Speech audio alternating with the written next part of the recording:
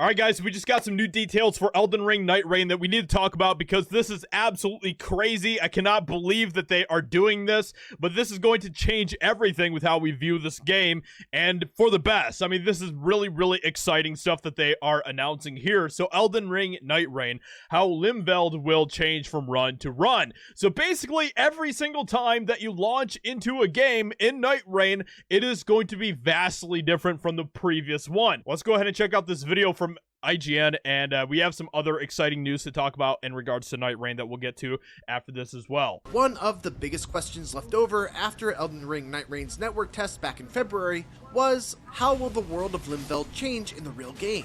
After all, Nightreign is, for all intents and purposes, why is the video quality so bad? Let's turn that up to 1080p. Come on, guys! This is a roguelite, and one of the core elements of any roguelite is a degree of randomness or procedural generation that ensures that every run feels just a little bit different.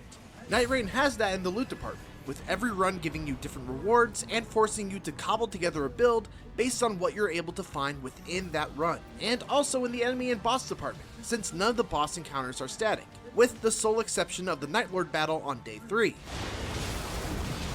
But as far as the world of Limld, we never really got a chance to see how it changes from run to run during the network test. During my 2 days of playtime at Man, I just gotta say as well, this game looks so beautiful, man. It looks so good, and this makes me so hyped to hear that they're going to be just keeping that randomness going, where, you know, you don't know exactly what's going to be like from game to game, and every game is going to feel different from the previous game. That is all really, really good stuff, and that is only going to keep this game fresh, and especially since it's kind of aimed more as a multiplayer type of experience, that is really, really good to hear. Let's quickly establish what doesn't change. The overall structure of Limld will not change. Bro, the map. The map! Shape of the island, the major geographical features, the positioning of cliffs, rivers, and lakes, all of these will be the same, barring a few major exceptions that we'll cover in just a bit. The locations of Sites of Grace, Everjails, the launching Spirit Springs, cave entrances and exits, the spectral trees and the wind currents, all of these are static and do not change location from run to run.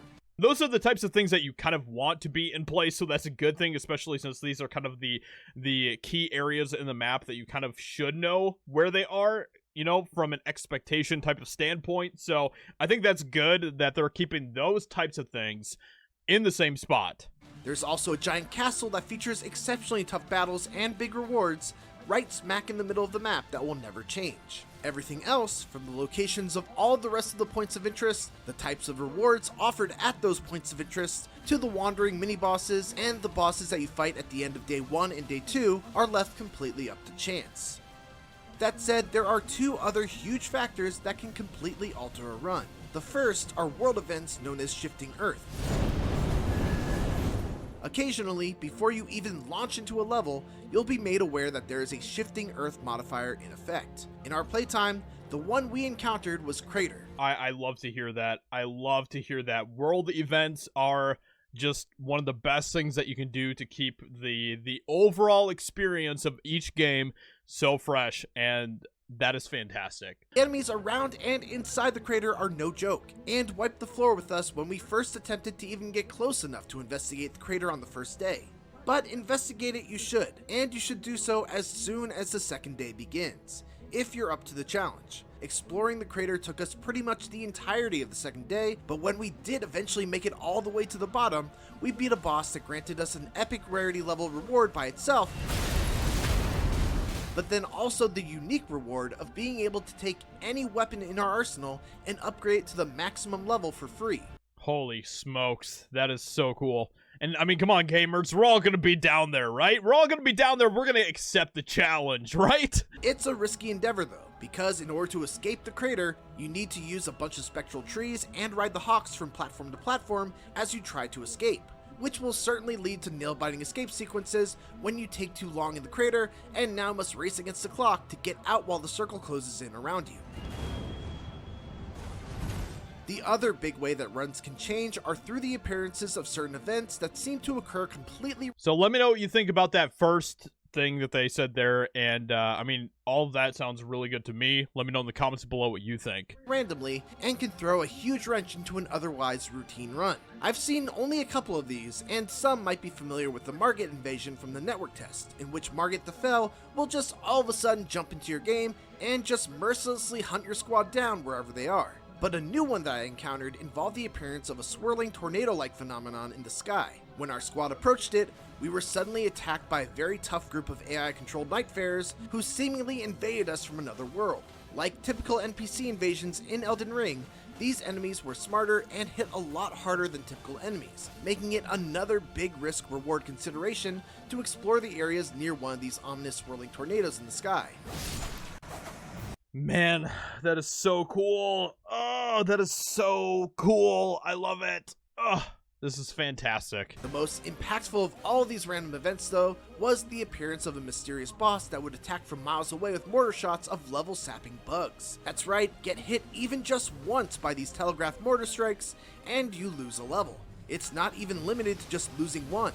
Get hit again, he'll take another level from you. The only way to get those levels back is to find and kill the boss by following the bugs to his hiding spot. Unfortunately, I don't have footage of this, nor do I know what the reward is for killing him, because by the time we found the boss by following the bugs, the circle had started encroaching, and we just wouldn't have been able to kill him before the circle killed us. I'm not gonna lie, it was pretty soul-crushing to have to just give up on those levels that he stole from us, and it really kind of doomed our run from day one.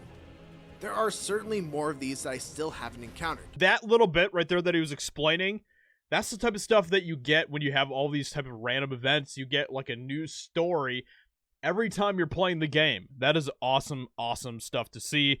I mean, the fact that they have like all these different randomness when it comes to the bosses, when it comes to the loot, when it comes to, you know, some of the different areas and the encounters and all of that type of stuff is fantastic. Now, we did get some other really good news as well. Elden Ring Nightreign story is told in part through playable memories, so FromSoft really is delivering lore through whacking things. So basically, with each of the different heroes, kind of hero archetypes, the different Nightfarers that you can play as, you get to explore what their story is through the game as you're playing, and that's going to be through, you know, various things, different lore bits that you can find throughout the map, and remembrances and all of that, and that is awesome. Like, that's all just really cool stuff. Like, there's so much depth and detail to a game that I really wasn't expecting to have this much depth to. Elden Ring Nightreign gives players 8 classes to choose from, but in each case, these Nightfarers had a past before everything went wrong in this world.